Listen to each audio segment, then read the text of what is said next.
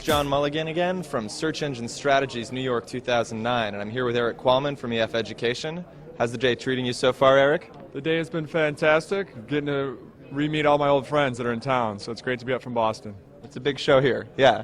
Well, earlier today you presented on one of the more interesting tracks that we've got, the one where everyone gets to spin up their wheels and think outside the box, the future of search, right? Yes. And you presented on social media, right? Yes, that's correct. And what we were looking at is just where is the search world going to? As you've seen that Google is almost at ubiquity in a lot of markets, is they're starting to see that their main competition is not MSN or Yahoo. Their main competition is Twitter and also Facebook. So we're looking at it from one, a business perspective, but also two, what does that mean from a user perspective? And the beauty is that search is going to become much better. It's pretty prehistoric right now. Everyone gets the same results, and some of it's not that useful.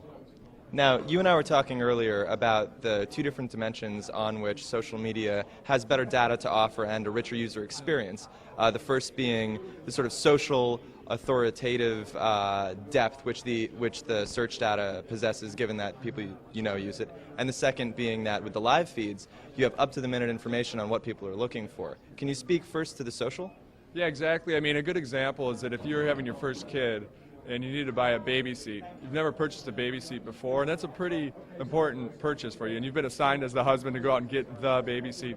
Right now, if you were to search on Google, it would probably take you about 15 to 20 hours of research to figure out, one, I'm going to search on baby seat. Two, I'm going to read all the reviews, which are from third party, and you don't know where exactly they come from. And so that's a lot of wasted effort. I call it multiple individual redundancy. So thousands of people are doing that same exact research. Right. But in the future, and the future is now, is that on, let's say, Facebook, with their Connect tool, with their Beacon tool, what you can do is that I search on baby carriage, and what comes back is, of your 200 friends, did you know that 30 have purchased a baby seat in the last year? Of those 30, 20 have purchased this exact same baby seat, and here are their reviews. And so you can see that's where the search is probably going to go, is that I care more about what my friends think than what I care about Google thinks. Now, it might be that there's a hybrid of here's the Google search results next to here's your friends' results, but that's where it's really going. The power is going to be with the best product's going to win, because you're going to find out from your friends what they think is the best. So it's sort of like a Cracker Barrel database. Yep, exactly. So in terms of the timeliness perspective, this is more of a new innovation where you have these social media companies that are actually opening up the vaults and showing what's happening real time on their sites.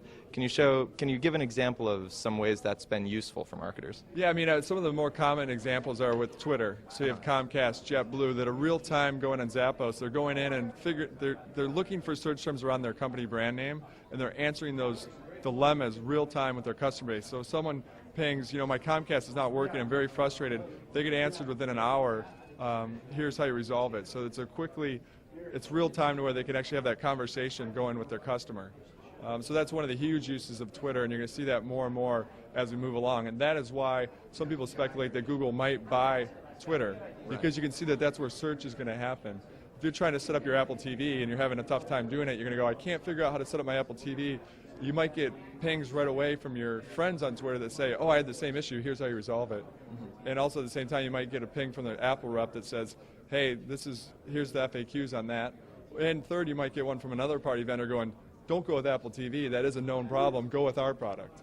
And you did an interesting little experiment recently, right, in terms of trying to figure out what was the biggest mover in the social media space. You sort of crowdsourced the problem, right? Can you tell us about your brackets? Yep. So I'm a huge college basketball fan, and right now we're in the middle of March Madness, so I set up just a Sweet 16 of all the best social media that I thought that's out there. And so I ranked them 1 to 16, and then I had them in a bracket type format, and then I used on Twitter and also Facebook a Facebook application for users to come in and vote, and they could fill out their bracket just like they do for basketball.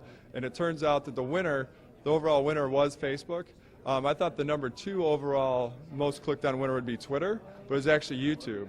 And so what that told me is that Twitter hasn't really caught on with the moms and the grandparents like a YouTube or a Facebook has, but I think that it will. It's just not there yet. It's only with the technorati, but it's growing quickly. And journalists can look forward to not having to write articles anymore when they have social apps to do it for them, right? Yeah, exactly. And so that's a whole other ball of wax. I just said in a presentation about what is happening to all the newspapers. Yeah. So you can look for Erik's article on Search Engine Watch that went up last week? Yeah, the last post was on Monday, exactly with the final 4. Right. Yep. Right. Okay, thanks a lot, Eric. Well, thank you. And stay tuned for more from Search Engine Strategies 2009, right out of New York City.